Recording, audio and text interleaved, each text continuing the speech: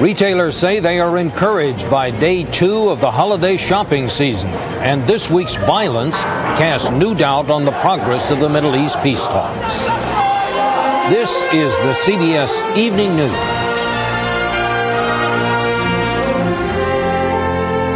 And this is Bob Schieffer reporting. Good evening. Well, it has become a traditional part of the holidays, judging whether the economy is going to get better or worse by the intensity of holiday shopping.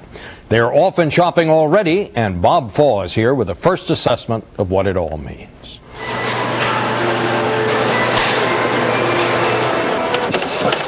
Day 2 of the onslaught.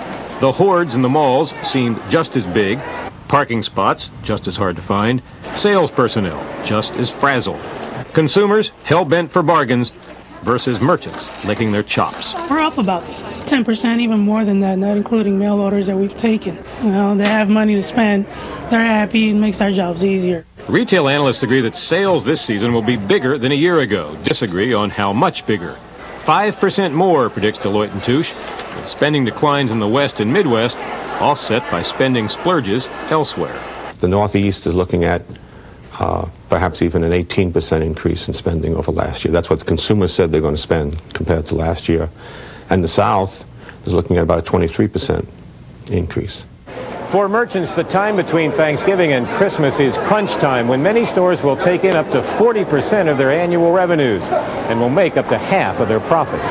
And those profits should climb if, as one survey predicts, each consumer spends about $40 more this season than last. I'm going to spend a lot more. A lot more? You're certain about that? Oh, sure, positively. I have grandchildren or relatives, so we got to treat them right. And you got to spend more? Positively. We'll probably spend more. A lot, or? Probably not too much more, but, you know, probably more because we have more in our family, more additions, more children coming into the family, so you need to spend more money. This season, the surveys agree, uncertainties which consumers share about the economy are not holding them back. Many consumers said that they thought the economy was not going to do well next year. In fact, it might go down, but they were more comfortable with their employment. They thought they'd have a job next year. So day 2 of the holiday shopping madness, from trendy shops in San Francisco's Union Square to a discount center in Charlotte, and only 27 more shopping days to go. Bob Fall, CBS News, Short Hills, New Jersey. PLO Chief Yasser Arafat told reporters today that talks on implementing the Israeli-PLO peace accord have stalled over how to withdraw Israeli troops from the West Bank town of Jericho in the wake of this week's new round of violence there. But Israeli Foreign Minister Shimon Peres said tonight there can be no turning back, that both sides must stick with the peace process. Bob Orr has the latest on all of this. It's the worst violence to rock Israel since the September handshake that raised the world's hopes for peace in the Middle East. The new unrest has Prime Minister Yitzhak Rabin warning that Israeli soldiers may remain in the occupied territories beyond the December 13th deadline for beginning troop withdrawals. But PLO Chief Yasser Arafat says that could cripple the peace plan. According to the agreement, there must be complete withdrawal from Jericho area and Gaza Strip. Is the situation critical right now? It seems so. Arafat, in Scandinavia, raising money for his peace plan, wants President Clinton to put pressure on Israel to honor the agreement. The president, on a Thanksgiving retreat at Camp David, hasn't publicly responded, but in a recent appearance with Rabin, Mr. Clinton made clear his commitment to seeing the plan implemented. We must not allow the opponents of that agreement to derail the new progress that this year has brought. There are opponents all around, Israelis in the occupied territories who oppose Palestinian rule, and hardline PLO protesters angry about the treaty and now vowing revenge for this week's killings of 2 Palestinian guerrilla leaders. But both sides worry that the Rabin-Arafat flap over troop withdrawal may pose the biggest threat. The situation is very serious and it's very ominous, and we hope that there would be a real reconsideration of positions on the part of the Israelis. Otherwise, they are undermining the whole process. You know, when you come to resolve such a complex conflict after so many years of bitterness, that there would be some problems and difficulties with implementation is only natural. Despite the snag, PLO and Israeli negotiators are continuing to talk, trying to nail down a lasting peace. Middle East expert Rob Sadloff says they can do it, even if the Israeli soldiers don't leave when they're supposed to in 2 weeks. It is not a handover of the keys to Gaza and Jericho on December 13th. It's a marker on the road toward implementing the entire agreement. Secretary of State Warren Christopher will have to deal with this latest Middle East controversy when he heads there next week. For now, Washington is calling on all sides to exercise maximum restraint, saying opponents must not be allowed to stop the peace process. Bob Orr, CBS News, the White House. One of the two Hamas commanders that was gunned down by Israeli soldiers this week lived in the Gaza Strip. The killing has inflamed the dispute over another Palestinian dead now for almost 60 years. Bob Simon has that report. Gaza had a day of rage. The Palestinians had a new martyr. Imad Akel met his end in a shootout with Israelis who'd been tracking him for 2 years. He was the commander of a radical Muslim group which has killed dozens of Israelis. It's called the Azadin al-Qassam Brigade, and it's named after another martyr, a Palestinian who fought against the British occupation in the 1930s. Azadin al-Qassam died in a shootout with the British in 1935. He's buried in an abandoned cemetery in the north of Israel where cows outnumber mourners. While his name has become a battle cry in Gaza, his grave in Israel has been sent out to pasture. But his grave isn't forgotten anymore. It's in the newspapers. It's on television now, put there, not by Arab memories of the past, but by Israeli plans for the future. The Israeli mayor of the nearby town of Nesher wants to build a new road. The old road, he says, is seeing too many accidents. He wants to save lives by moving a few of the dead. He wants his new road to cut right through the cemetery. Palestinians say it cuts right through their heritage. I'm here to say for all of them that we have a history here and we want to keep it. The controversy has brought the cemetery back to life.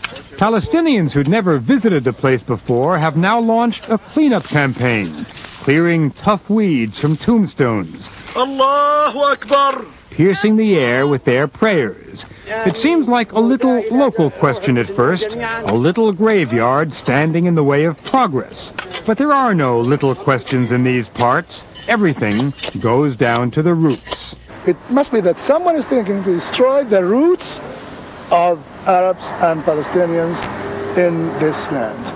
Old stones under haunting skies, bordered by a cement plant and a superhighway. It has become a national, if not an international issue now, and the Israeli government has opted for a modern solution. It has decided to appoint a committee. Bob Simon, CBS News, Nesher. And still ahead on tonight's CBS Evening News, a talk with Senate Republican leader Bob Dole, and then Torval and Dean, champion skaters, looking for a comeback at the '94 Winter Games.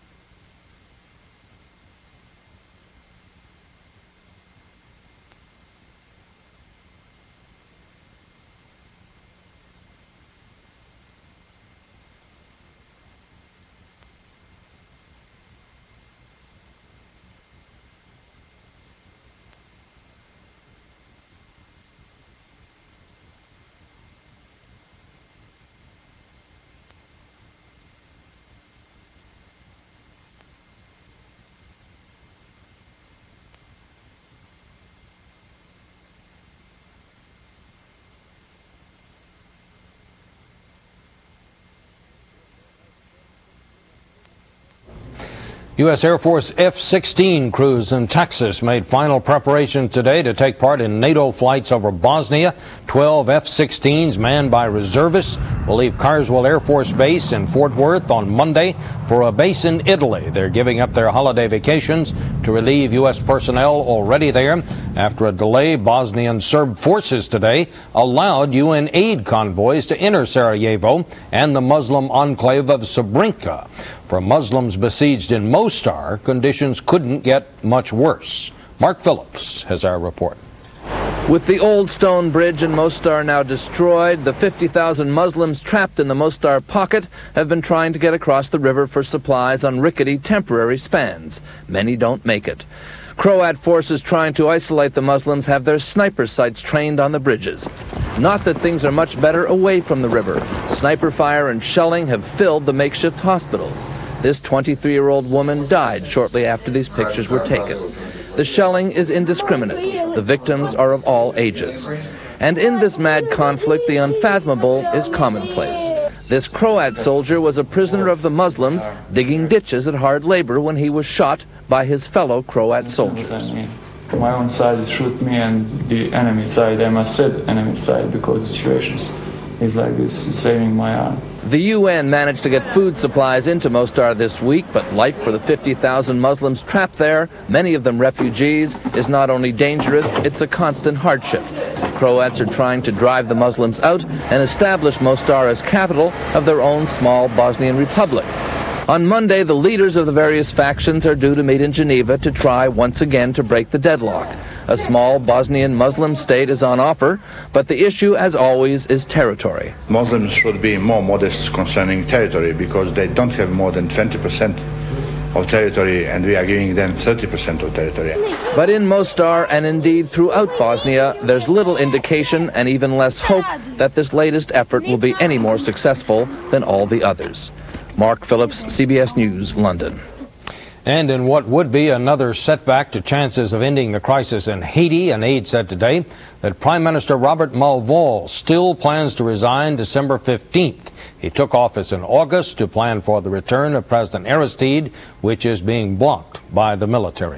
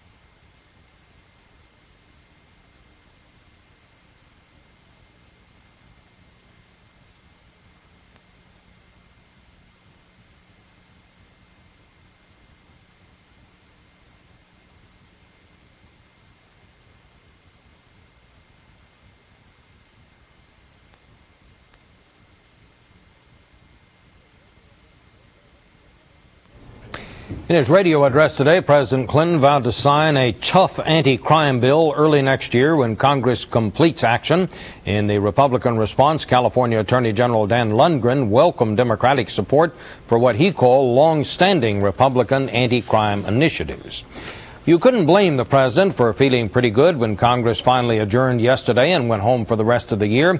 The legislators approved the tax increase the president wanted to reduce the deficit, wrote into law the North American Free Trade Agreement the administration fought for, and after a lot of last-minute partisan bickering, the Brady Bill, which sets up a 5-day waiting period to buy a handgun, finally became law.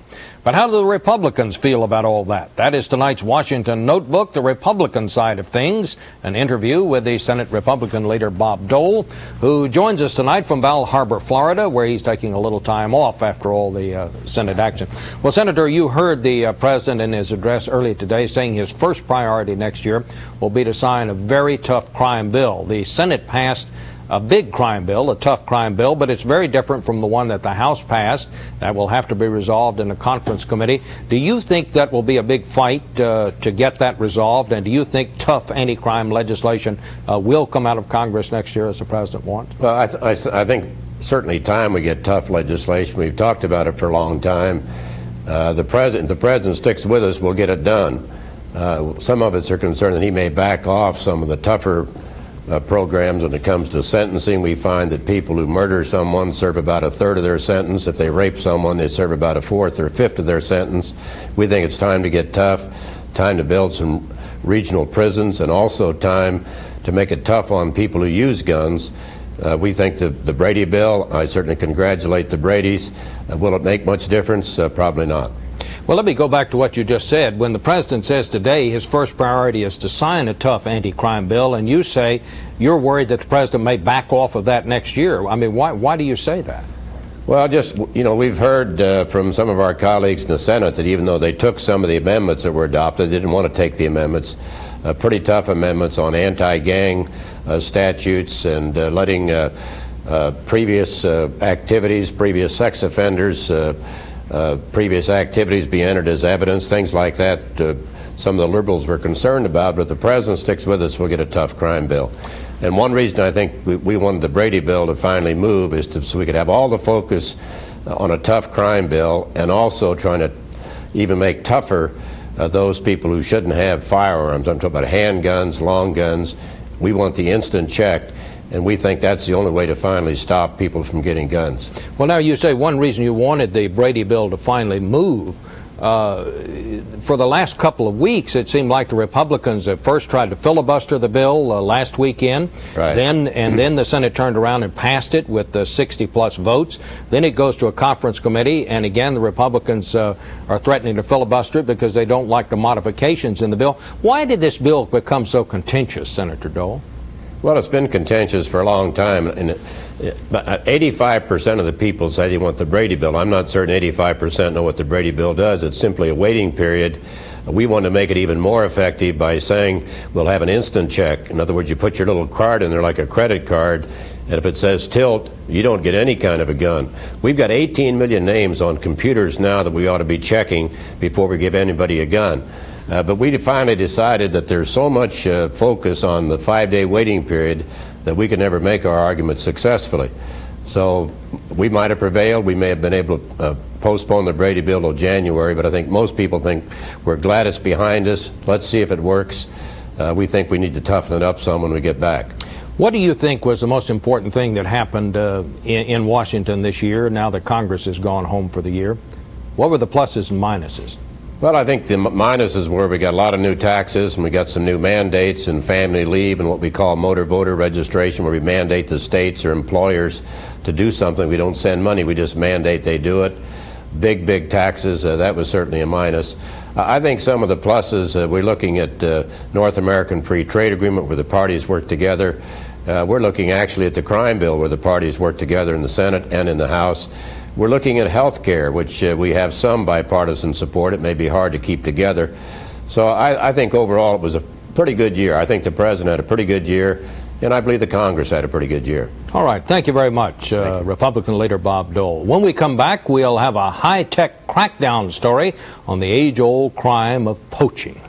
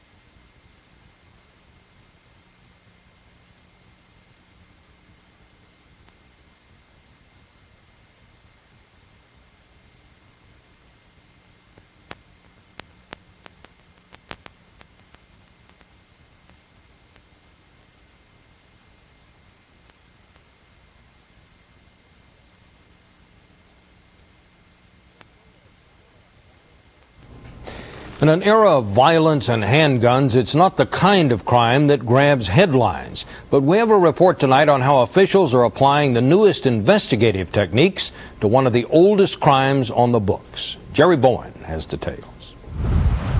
There wasn't much to go on, just some tissue samples from the remains of the victim found on Clint Eastwood's Northern California ranch. Still, it was enough to enable investigators to link the killer to the crime. The chances of it being wrong were 1 in 18 million. And he looked at me and says, well, he says, I guess you got number 2. So I said, no, Wally, I said, DNA doesn't lie. I said, I guess we'll see you in court. The victim was a deer shot illegally by an area hunter, a crime known as poaching, and one that is rarely ever solved. Well, it's not the type of crime that happens like bank robberies, where there's a lot of witnesses and video cameras filming the crime as it happens. It happens out in the wild, all by itself, with few or no witnesses, usually no witnesses. But the Eastwood case was a first for California, solved at the world's only wildlife crime lab in Ashland, Oregon, by the use of forensic science, genetic or DNA matching, a crime-fighting tool more commonly used to catch murderers and rapists. Well, in this particular type of analysis, which is called DNA fingerprinting or DNA typing, the analysis basically tells you how similar or how different two individuals are. The 4-year-old laboratory, known as the Scotland Yard for Wildlife Crimes, was created to combat what experts say is a worldwide poaching epidemic. Killing to put food on the table, but more often, killing and smuggling for profit. Many of these sea turtles are fashioned into musical instruments like this guitar. The property warehouse contains examples of rare or endangered animals killed by poachers, the spoils of the estimated $3 billion a year illegal business. Here's the toad, and they put a zipper in his belly. The Wildlife Lab analyzes evidence from all over the world, trying to make a connection between a crime and a suspect.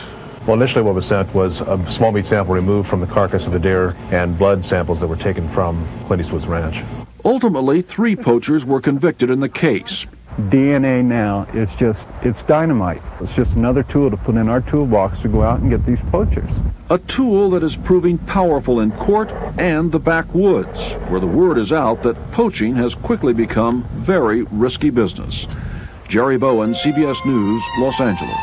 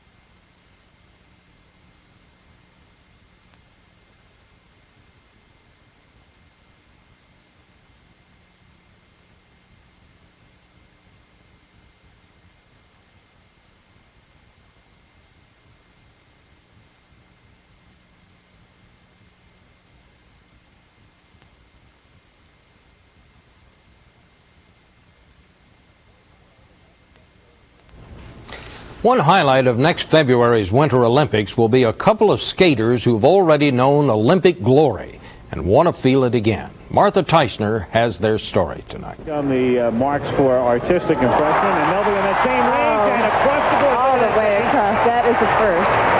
It had never happened before and hasn't since. That whole line of sixes. The perfect score that won Jane Torval and Christopher Dean the gold medal for ice dancing at the 1984 Winter Olympics in Sarajevo. 10 years later, they'll be trying again at the 94 Games in February. That's it. Jane at 36 and Chris at 35 are older than most Olympic skaters. They're about to take the biggest risk of their career, but decided they had to do it. The biggest negative thing, obviously, is if you didn't do as well as you thought you would, but you have to learn to live with that. I think we asked ourselves if we're big enough to accept that. If we weren't successful, if we're not successful, that that we're more secure in ourselves as people than we were 10 years ago. What made it possible for Torvill and Dean even to consider another Olympics was a change in the rules for international competition that blurred the line between professional and amateur. Athletes were allowed to suspend their professional status and go amateur again temporarily. Instead of ruining their chances for winning again, Torvill and Dean believe their career as professionals, 9 years doing shows, has actually made them fitter, better skaters. Although never linked romantically, Torvill and Dean are inseparable professionally.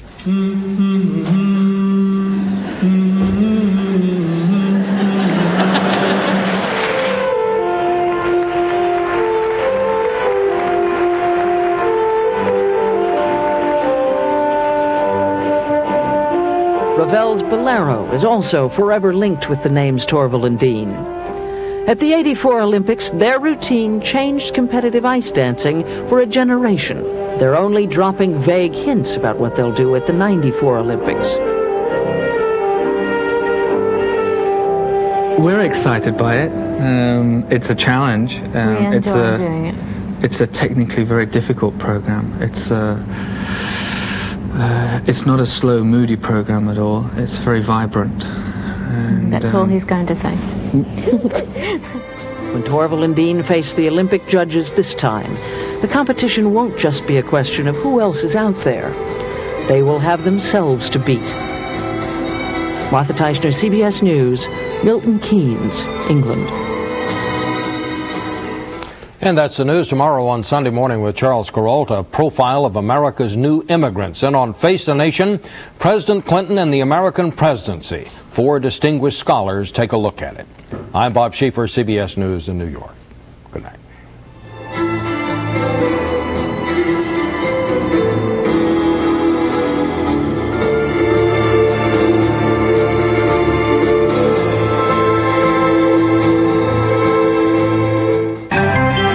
Experience CBS News. Hope you save room for a doubleheader, because Sunday on CBS... The Saints battle the Vikings. Then it's the Cardinals against the Giants. We're big fans. And thankful. This is CBS.